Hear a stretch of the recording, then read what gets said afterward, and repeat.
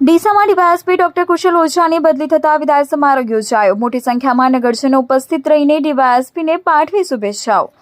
ડીસામાં છેલ્લા 4 વર્ષથી નાયબ પોલીસ અધિક્ષક તરીકે ફરજ બજાવતા ડોક્ટર કુશલ ઓઝા દ્વારા સુંદર કામગીરી કરવામાં આવી છે અને ડીસા વિભાગમાં ડિવિઝનમાં પણ ખૂબ જ સારી કામગીરી કરી નામના મેળવેલ હતી।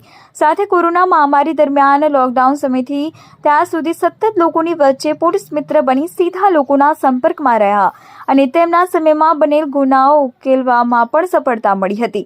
ડીસા ઉત્તર, ડીસા દક્ષિણ, ડીસા રૂરલ, દાંતીવાડા, ગઢ, અમીરગઢ પોલીસ, અમીરગઢ બોર્ડર સહિતના વિસ્તારોમાં પણ સુંદર કામગીરી કરી હતી।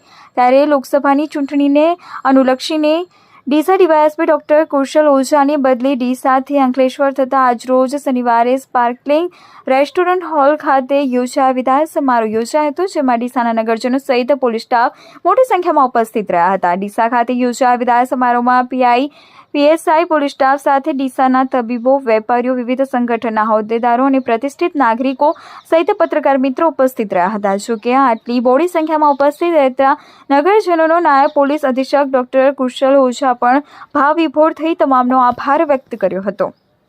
સાહેબે આ ડીસા શહેરમાં જે કોરોના મહામારી ચાલતી હતી અને એ મહામારીમાં સંકલન કરાયા વેપારીઓના